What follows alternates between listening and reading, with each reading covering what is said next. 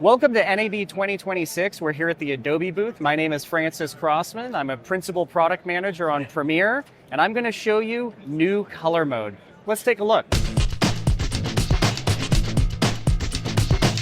So here I am in Premiere, and this is edit mode, which we all know and love. We've got a short little sequence here. The footage is looking rather flat and needs some color, so I'm going to jump into color mode. So what we have is a button right up here at the top, and that takes us into color mode. And this is a whole workspace specifically designed for color grading. We have a beautiful monitor right in front of you, and this is where you can judge the quality of the corrections that you're making. We've got the clip grid across the right here, which is like a thumbnail representation of each of the clips in your sequence. And we've got the color controls across the bottom. Now, these controls, while they may look simple, they actually are very, very powerful. So what we have built is a color grading system for editors. It's supposed to be simple to use, easy to learn, but still delivers professional results. So let me take you through them. So first of all, let's adjust contrast here. And what you'll notice is that when I click on the contrast control, this heads-up display pops up, which gives me the detail information about the image that I need to make a contrast adjustment. So up and down on the mouse will raise or lower the contrast. Moving left and right on the mouse will change the pivot. And so the combination of these two will allow me to really fine-tune and dial in this contrast. And these bi-directional controls are very, very capable. And this is a really efficient way of controlling color inside of color mode. Going over to exposure, very similar, waveform adjustments. The temperature control will show me a vector scope where up and down is orange blue, left and right is green pink. And so this is going to help me kind of white balance the shot. Balance is almost like putting a gel in front of the camera so you can push the entire image into a certain direction. So like, let's say we want this to look like a Mad Max style kind of thing. We can really push it orange. Saturation, again, we've got the max saturation wheel there, which is going to help me judge where to set that. The color shift controls are really, really nice. And so for this one, I'm actually going to jump over to a different clip, which has a little bit more color in it. And what we're doing with these color shift controls is on each clip, we're actually sampling the dominant colors in the frame and presenting them to you down here across the bottom. So if I want to change the saturation of this red, for example, I can reduce or increase the saturation of those sort of red and orange tones, and we get a vector scope with a wedge-shaped pie chart on here. I can expand the selection by going left and right on the mouse, and of course I can, shift to a different hue if I want, change those oranges towards pink or what have you.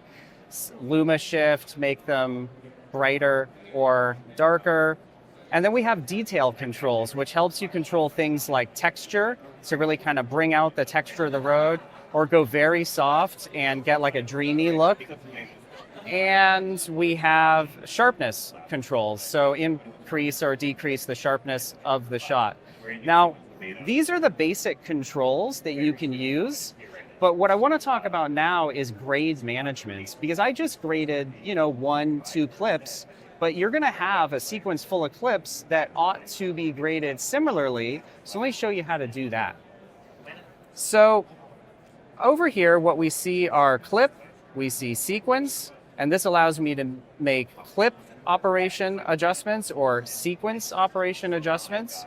But if I right-click and multi-select some clips, I can put them into a selection and adjust them all at once. I'm going to rename this outside.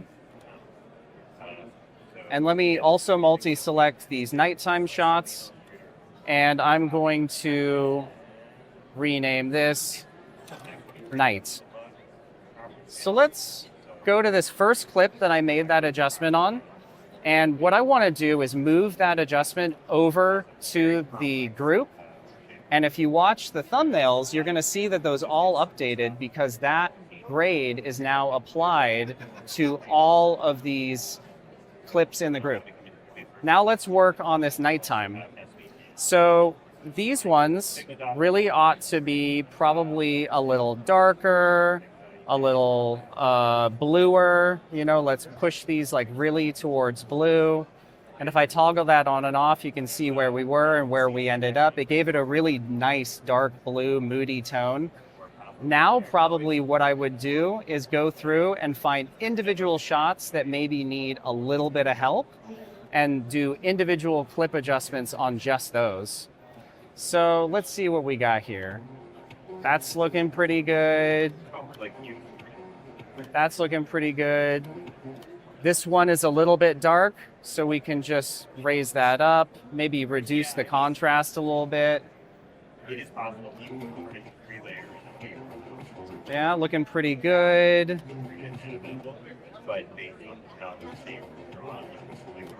And maybe this last shot here, I want to increase the contrast, lower it down, and make that just a little bit bluer. Okay, so now what I think I would like to do is apply a creative style on top of the whole thing. I've balanced out groups, I've balanced out individual shots. Now let's give it a little bit of flavor. So here, let me just choose a clip that's sort of broadly representative of my timeline. Let's say maybe this one here. And I'm going to apply a sequence style. Now, we ship with a bunch of styles that you can choose from, and you can kind of preview them here. And lots to choose from, but we envisioned that maybe more would be coming, and you can also make your own styles and save them as presets and recall them. And styles are a little bit different from a LUT. A LUT is a one-click application that gives you a color look, and these do that as well, only with a LUT, they're destructive. So if you clip your highlights, they're gone. If you crush your shadows, they're gone. With these, everything is very controllable and manipulatable after the fact. So let me show you what I mean by that. So if I apply this cinematic medium contrast look, what we see is that it's made up of modules. So we have the film module, which is doing a print and a negative and print stock emulation. So you can choose all of these different film looks.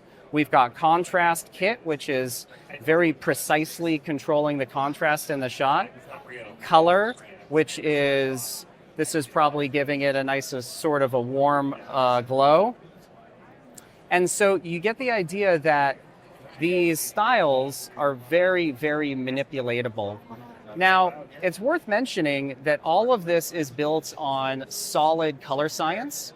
So over the last several years, Premiere has been improving and updating its color science and its color management engine. So we have the option of working in wide gamut, ACES CCT, which gives you a lot more latitude to make fine-tune adjustments.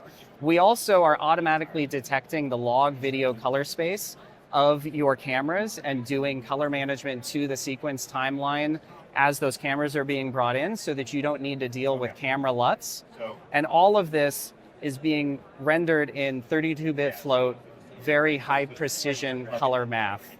So what we've made here is a very capable system that's purpose-built for editors, but is professional and can deliver professional results very quickly.